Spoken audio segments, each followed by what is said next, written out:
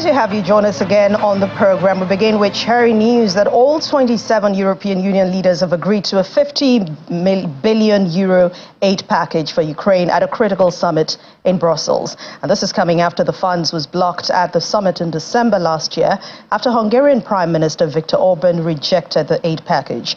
European Union Council President Charles Michel made this announcement via social media platform X, which reads, "We have a deal. #Unity. All 27 leaders agreed on an additional 50 billion euro support package for Ukraine within the budget, the EU budget, and this locks is steadfast, long-term, predictable funding for Ukraine." Ukrainian President Volodymyr Zelensky welcomed the new funding, saying it will strengthen the country's economic and financial stability.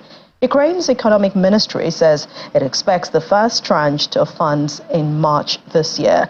The package will help pay pensions, salaries, and other costs over the next 4 years. It is coming as U.S. military aid for Ukraine is being held up by Congress.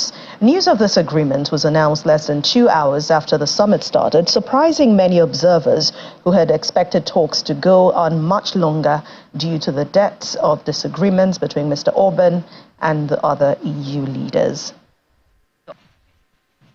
Let me start by welcoming the deal reached on providing long-term financial support for Ukraine. This is good news. Ukraine is our priority, and that is why we needed this agreement today by all 27 member states and from within the EU budget. This will give the credibility, the legitimacy and the predictability that is expected from us, because Ukraine's security is Europe's security. And for this, we must deliver on the commitment we made 2 years ago, that we will stand with Ukraine for as long as it takes. We made that commitment not just from a moral standpoint, but from a strategic one too.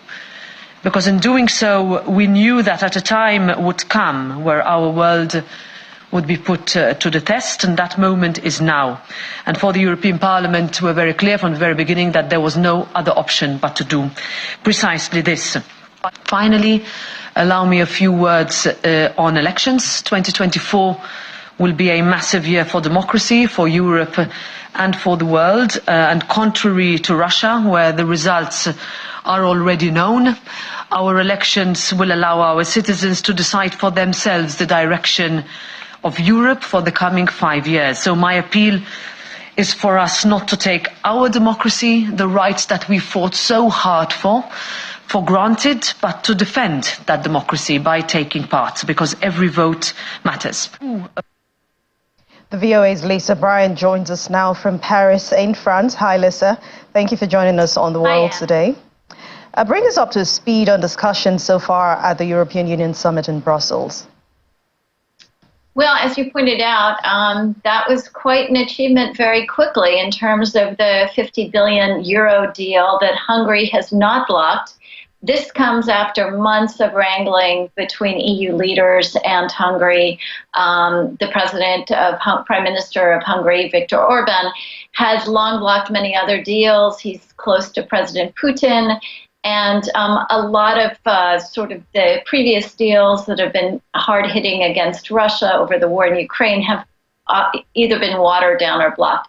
In this case, and I don't know, the details of the negotiations, he did not block the deal. He had been warning that he wanted an annual review of the 50 billion euro amount of money, which would make it possible for Hungary to block it on an annual basis. And that was a no-go for the other leaders. And somehow he managed to step aside. So this is really good news. It shows a number of things. First, EU resolve in standing against Russia over the war. And it also shows that Viktor Orban can't really hijack the EU over major decisions. Whether this is going to last in future cases is another story. But let's talk about one key takeaway. This is a green light for Ukraine, obviously. I mean, this funding had been on the table for quite a long time now, with Hungarian Prime Minister Viktor Orban, if we remember, blocking this package, this aid package. What played out differently this time? Well, again, it's hard to tell with the negotiations, but I mean, this time it was very, very clear in the news reports, et cetera. The EU leaders had really had it with Orban. They were fed up. And the EU does have some important levers against him. There are millions of dollars that are now blocked. Is essentially aid to Hungary that are blocked over rule of law issues. And Hungary is, a fairly small country, and it's not a major heavyweight within the EU. So this is money that the country really needs. So this could be one of the things, and just essentially resolve that I think just these leaders were fed up. And somehow it went through this time where it hasn't before. Whether it's going to happen in future decisions is another story, as I said before. And the summit is also taking place against a backdrop of major farmers' protests. This morning, over 1,000 tractors blocked the streets around the European quarter in Brussels. How is this shaping the meeting? Yeah, this is the other major issue that has sort of catapulted to the forefront along with Ukraine. It's been quite in some ways a surprise because these farmer protests have just kind of hopscotched across Europe. Most recently in France, which is the biggest agricultural state. It gets about $9 billion of EU funds. This is an issue because not only are they blocking roads, et cetera, around Brussels and leading into Brussels, farmers have been hurling eggs and setting fires, et cetera. But, they are, they're key to feeding the European population. The standoff is a complicated one. Farmers are demanding many things from, more money because they are small and medium-sized farms are having a hard time getting by, to lighter EU, more relaxed EU regulations, more relaxed environmental regulations, and some of these areas are just no-go areas. But the EU has already made a few concessions. It has set aside for now an environmental rule to set land aside for environmental and just good conservation practices. But whether some of the key parts of its environmental legislation, which is called the Green Deal, will be relaxed is another matter. That's going to be more complicated, and that will probably be a big issue. France, meanwhile, has said it is against a major free trade agreement under discussion called the Mercosur. It's with Southern American countries, and you need unanimity to get this through. So the farmers are another major thorn in the side of the EU. Now that Hungary seems to be out of the picture, farming may take the forefront in the coming hours of the talks. I mean, Ukraine is one issue, but when you talk about visuals, looking at visuals there, how angry the farmers seem, what is the protest about? The big question, why are these farmers protesting at this time? Yeah, it's a bit of a surprise protest, very spontaneous movement. Different countries have different demands, but there are a number of things. In some cases, cheap Ukrainian imports of things like chicken or sugar. In France, the government has made a number of concessions, including the fact that sort of duty-free imports of certain goods will be suspended, goods from Ukraine. Again, the Mercosur deal. Other farmers are just saying, listen, we just can't make ends meet. Middlemen, whether it's fertilizer people or supermarkets, are taking the majority of our profits. We need to be paid accordingly, according to our work. Our food needs to be priced correctly. We're also, having to follow stiff EU environmental codes, whereas imports elsewhere, don't necessarily follow them. So there are a number of different demands. They're not easily met. They have to be met by individual member states, and the answers will be different by country. But it is a surprising and major issue for Europe these days. But speaking about the European Commission addressing these farmers' concerns, what are they fighting for, and what they're fighting for, what they have for them, or at least coming to a common ground for these farmers and what they want? Okay, so one of the major things for the European Union is this Green Deal, which is really calling for cutting things like pesticides and having environmentally friendly practices in terms of, cutting emissions to make what the EU calls a carbon-free or, carbon neutral economy with zero emissions by 2050. Many of the provisions within this our farmers are saying this is overly bureaucratic. We can't meet these provisions, and certainly not the way that we're being paid, et cetera. These are going to be very difficult. They want the green rules to be relaxed. I think it's going to be very difficult, certainly for European Commission Chief Ursula von der Leyen to relax them, because this is really a major issue that she has really, she has been, very strong on.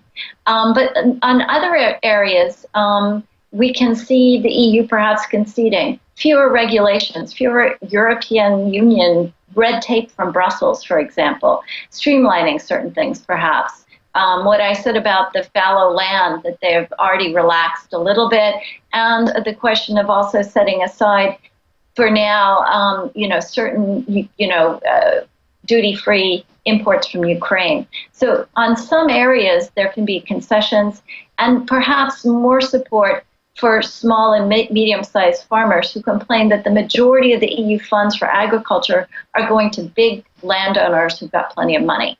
That's what they say. So there's some major negotiations ahead. All right. Thanks a lot. VOA's Lisa Briyan, thank you very much for your contribution on the World's Day.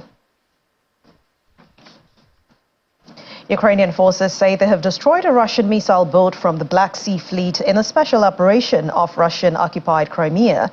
According to the military intelligence, the Ivanovets small warship received direct hits to the hull overnight, after which it sank.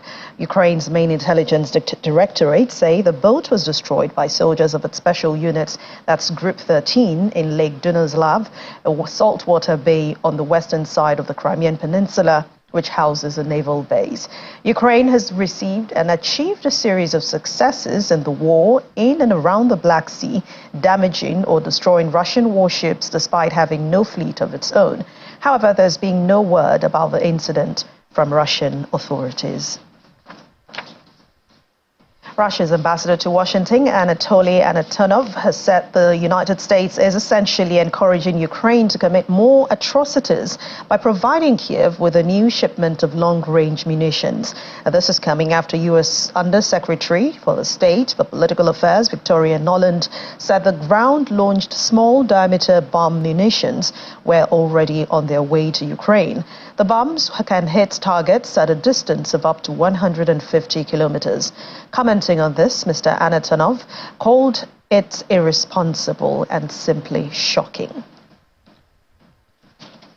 Burkina Faso's military-backed president says the Russian troops could deploy a fight jihadists in the West African country if needed. In an interview, Ibrahim Traore said that Russia is offering logistical and tactical training, and they are now willing to sell whatever weapons are required by Burkina Faso. He also adds that there are no restrictions on what can be bought from Russia, China, Turkey, or Iran, unlike other countries. This comes amid reports that at least 100 Russian fighters were sent to the African country as military instructors last week. This development also fuels speculations of Burkina Faso deepening security ties with Russia, like neighboring Mali, where Russian Wagner mercenaries operate. The junta-led country's relations with Moscow have been in the spotlight since it booted out French troops in early 2023. But Burkina Faso has been battling Islamist groups linked to Al-Qaeda and Islamic State, which have taken over large swaths of land, displacing millions of people in the Sahel region. A vessel carrying a 34,000-ton shipment of potassium fertilizer has arrived at the Nigerian port of Onne. Footage shows workers uploading the fertilizer, bagging it for transport. The Eurochem Group, a Russian manufacturer, confirmed the arrival via its press office on Wednesday. The company also stated that since the end of 2022, it had shipped over 134,000 tons of fertilizer to Africa free of charge, with over 111 tons to Malawi, Kenya, Zimbabwe, and Nigeria from the European Union ports and warehouses with the assistance of the UN World Food Programme. Eurochem is also reportedly set to transfer around 300,000 tons of fertilizer to developing countries as part of the UN's goal of eliminating hunger, ensuring food security, improving food supply, and promoting sustainable agriculture.